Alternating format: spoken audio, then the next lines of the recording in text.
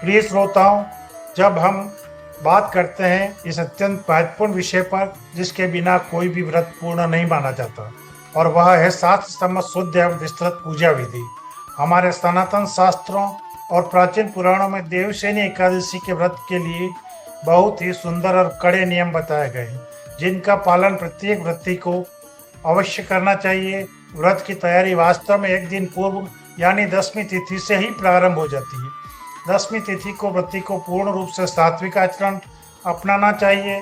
इस दिन तामसिक भोजन जैसे लहसुन, प्याज, मसूर की दाल, चना, चीना, साग सब्जी, चावल और अन्न किसी का दूसरे का दिया हुआ भोजन का पूरी तरह परित्याग कर देना चाहिए। 10वीं के दिन केवल सात्विक भोजन करना चाहिए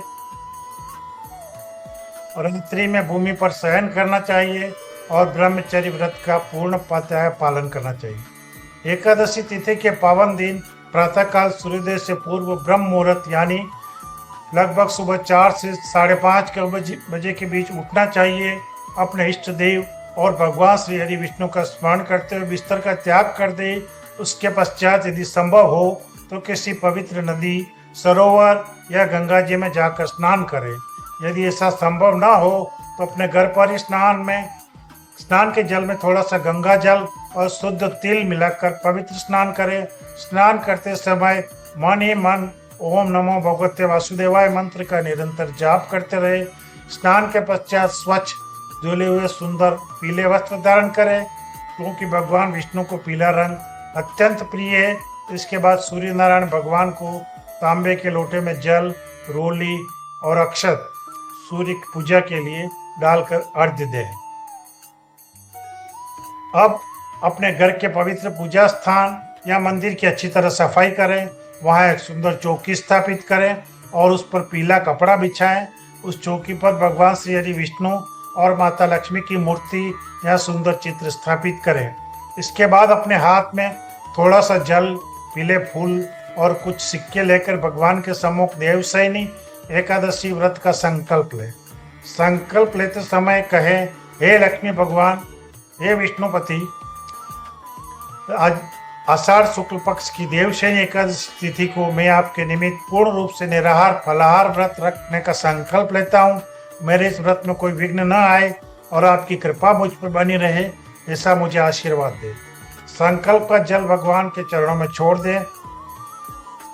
इसके पश्चात भगवान विष्णु का षोडशोपचार यानी 16 सामग्रियों से पूजन प्रारंभ करें। सबसे पहले भगवान को जल अर्पित करें, फिर उन्हें पंचामृत, दूध, दही, घी, शहद और शक्कर का मिश्रण से पवित्र स्नान कराएं। पंचामृत स्नान के बाद शुद्ध गंगा जल से स्नान कराएं और एक साफ वस्त्र से प्रभु का विग्रह पहुँचे। अब भगवान को सुंदर पीले वस्त्र, आभूषण अर्पित करें। प्रभु के मस्तक पर गोपी चंदन या पीले केसर का तिलक लगाएं। माता लक्ष्मी को कुमकुम और सिंदूर लगाएं। इसके बाद भगवान के चरणों में सुगंधी इत्र और पीले रंग के पुष्प जैसे गेंदा या पीला कनेर अर्पित करें। अब सबसे महत्वपूर्ण सामग्री, भगवान विष्णु को अत्यंत प्रिय तुलसी की मंजरी और तुलसी दल पत्ते अवश्य अर्पित करें। याद रखें भक्तों, भगवान विष्णु बिना तुलसी के कोई भी भोग या पूजा स्वीकार नहीं करें। परंतु ध्यान रहे, एकादशी के दिन तुलसी के पत्ते नहीं तोड़े जाते हैं, इसलिए एक दिन पूर्व यानी 10वीं को ही तुलसी दल तोड़कर रख लेने चाहिए। इसके पश्चात भगवान के सम्मुख शुद्ध गाय के घी का एक अखंड दीप प्रज्वलित करें और उत्तम धूप बत्ती जलाएं। अब भगवान को ऋतु फल जैसे आम, केला और घर में बने शुद्ध सात्विक मिष्ठान या मावे के पेड़े का भोग लगाएं। भोग लगाते समय भी उसमें तुलसी दल अवश्य रखें। इसके बाद शांति पूर्वक बैठकर देवशयनी एकादशी की इस पावन व्रत कथा का श्रवण करें, वाचन करें। कथा पूर्ण होने के बाद विष्णु भगवान की कपूर और घी के दीपक से सुंदर आरती उतारें। आरती के बाद इस पवित्र मंत्र का भगवान विष्णु की स्तुति करें और उनसे प्रार्थना करें। सुप्ते त्वयि जगन्नाथ तमसुप्तम भवदेदिम विबुद्धे तयि बुद्धम च जगत सर्व चराचरम। इस मंत्र का सुंदर अर्थ है, हे संपूर्ण जगत के स्वामी, हे जगन्नाथ जी, आपके निंद्रित हो जाने पर, आपके सो जाने पर ये संपूर्ण विश्व निंद्रित हो जाता है, सो जाता है। आपके जाग जाने पर यह संपूर्ण विश्व तथा चराचर जगत भी जागृत हो जाता है।